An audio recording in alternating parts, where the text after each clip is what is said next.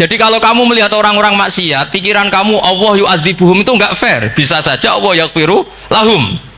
Tapi kamu milih situ tok, yaitu sifat yu'adzib, itu enggak fair. Harusnya ya yaghfiru liman yasha wa yu'adzibu man yasha. Tapi orang soleh ini wallahu la yaghfiru wallahu laka, itu Allah tersinggung. Kenapa tersinggung? Karena Allah hanya disifati yu'adzib, bukan disifati yaghfir. Padahal Allah bisa yu'adzib, bisa yaghfir. Sehingga Wahsy ketika seperti itu, dia qatilu ahabbin nas ila Rasulullah, yaitu Wahsy adalah qatilu Hamzah. Ketika Nabi da'a alaihi, tidak usah diterjemah, itu sama Allah malah Wahsy dikasih tobat. Bahkan turun ayat laisa laka minal amri syai'un aw yatuba alaihim aw. Jadi kita melihat ahlul maksiat, oke, kita tidak cocok dengan mereka, tapi tidak cocok tetap berharap mereka tobat. Kita tarbiyah, karena kita tidak boleh nyifati Allah yu'adzibuhum qatan. Mungkin ramelok dadi pangeran kok muni qatan. Isa wae Allah yaghfiru lahum. Itu pelajaran bagi kita. Jadi ternyata si soleh tadi ditegur sama Allah, kamu tidak bisa seperti itu. Mangdalladzi yata'alla alaihi, yata'alla itu corong Jawa sumpah serapah. Kok iso aku mbok sifati u'adzib tok, wong aku iso aghfir. Makanya di Quran itu ada wa yu'adzibal munafiqina. Ayatnya apa? Insya'a au yatuba. Ya, ini dalil-dalil napa? Kalau jenengan mendukung Islam napa? Wasatiyah. Jadi an ilmin. Jadi saya dukung gerakan ini, satu an ilmin, dua memang secara etika. Pak Quraisy itu orang sepuh, tentu pilihan itu setelah sekian baca tafsir, baca referensi, beliau seorang akademisi, profesor, doktor. Tapi saya tetap mohon dukung kita itu an ilmin, apa? An ilmin. Memang dari awal Allah mensifati dirinya bisa yaghfir, bisa yu'adzib. Kenapa kita memastikan yu'adzib? Wong Allah bisa yaghfir. Nah, dengan demikian kamu menetapkan sifat Allah dua-duanya. Jadi yang soleh ya tetap khawatir jangan-jangan ada masalah, yang fasik pun tetap ada harapan. Makanya masyhur dawuh Sayyidina Ali yang dikutip hampir semua ulama, apa? Ala unabbiukum fil faqih kullal faqih. Apa perlu saya ceritakan siapa yang ahli fikih sebenarnya?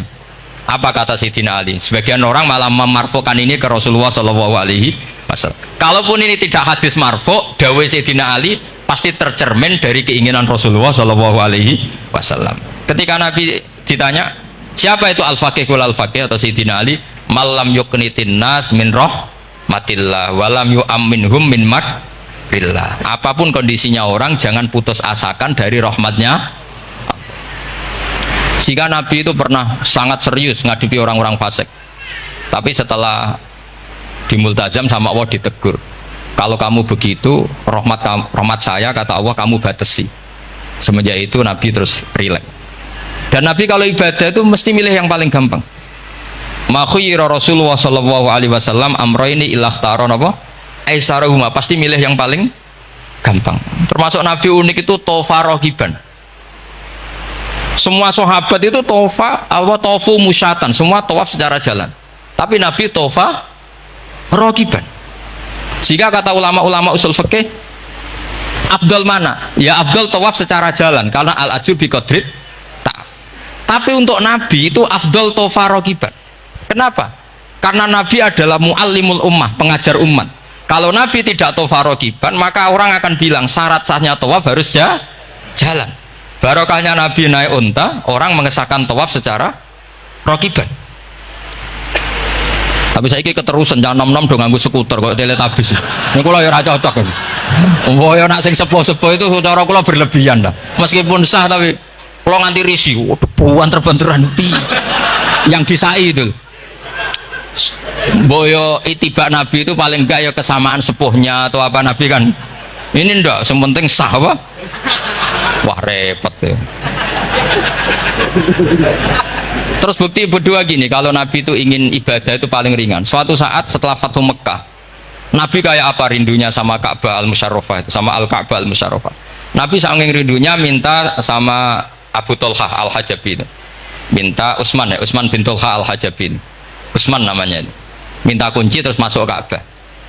Itu keluar dari khimah, itu Nabi senengnya bukan main. Karena Fathu Mekah. Lebu Ka'bah senengnya bukan main. Tapi setelah keluar dari Ka'bah, itu kelihatan hazinan, kelihatan susah, tersiksa. Ditanya sama Sayyidah Aisyah, kenapa engkau gelisah padahal tadi kelihatan senang? Wadidtu anni lam adkhul. Saya suka andikan tadi saya ada masuk Ka'bah. Kenapa ya Rasulullah? Jangan-jangan umatku ngira ini penting. Dan itu berat. Sampai jadi perdebatan ulama fikih. Apakah sunat masuk Ka'bah apa? Enggak. Sebagian ulama bilang enggak. Alasannya Nabi getun Joro Jawa itu kecewa, nyesel. Kenapa saat tadi masuk? Jangan-jangan umatku nanti merasa itu keharu dan itu repot. Nah kita tidak usah dilarang, memang tidak punya kesempatan. Alhamdulillah. Dilarang nggak dilarang, sudah tidak punya kesempatan. Nah, ini yang terakhir kenangan saya mau menerangkan dan tambah mahabbah kepada Rasulullah Shallallahu Alaihi Wasallam. Ini betul, ini sesi terakhir ini. Begini.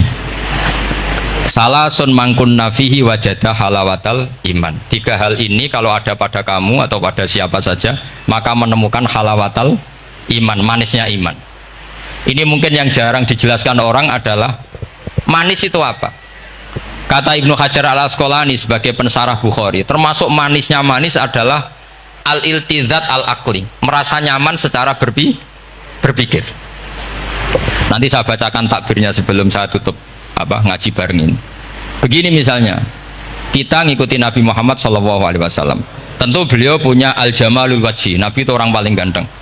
Tentu beliau punya al-jamalul sauti, suaranya Nabi itu luar biasa. Tapi yang paling luar biasa tentu al-jamalul akli, akalnya Nabi itu luar biasa jamal, luar biasa indah. Artinya gini, andaikan Anda seorang profesor atau seorang alim alama, seorang kiai yang paling alim, terus dikasih tahu Nabi, misalnya dikasih tahu Islam, sing gawe donya iki iku Fir'aun, kan mesti tersiksa. Logikanya gimana? Wong Fir'aun lahirnya di bumi kok bikin bumi, kan dulu buminya timbang. Mesti ra iso turu sampe. Iki ajaran nopo ora iso turu. Tapi ajaran ini mengatakan sing gawe alam raya ini Allah.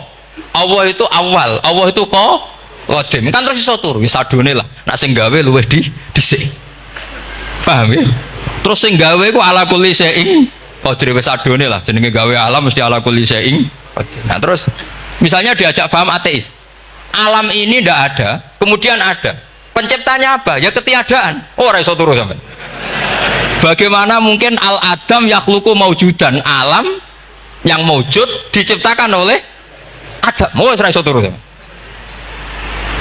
Itu kata Ibnu Hajar al Asqalani, halawatul iman itu adalah ibaratun anil iltizat al akli.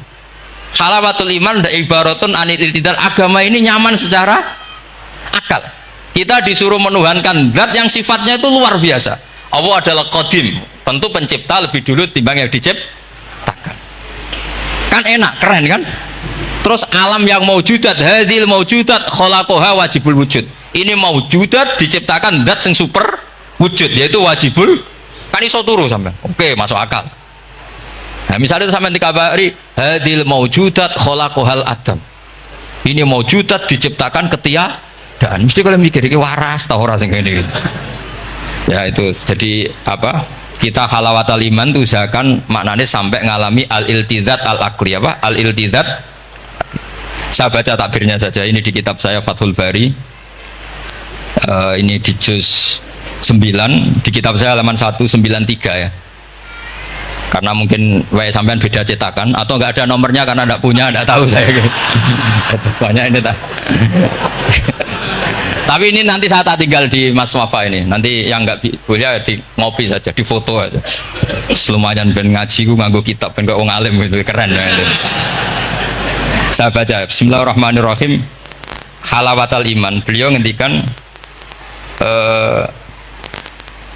wa yaltaddu bidzalika iltizazan aqliyan. Jadi orang merasa nyaman secara iltizazan aqliyan, akalnya merasa nyaman.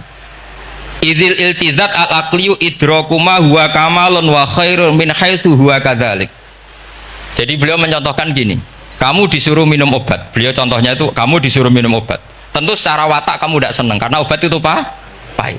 Tapi kamu merasa nyaman setelah sakit minum obat, merasa nyaman karena ada harapan sembuh. Jadi watak kamu tidak seneng, lidah kamu tidak seneng karena pahit, tapi akal kamu seneng. Wah enak aja, berarti suntik, berarti infus, berarti minum obat.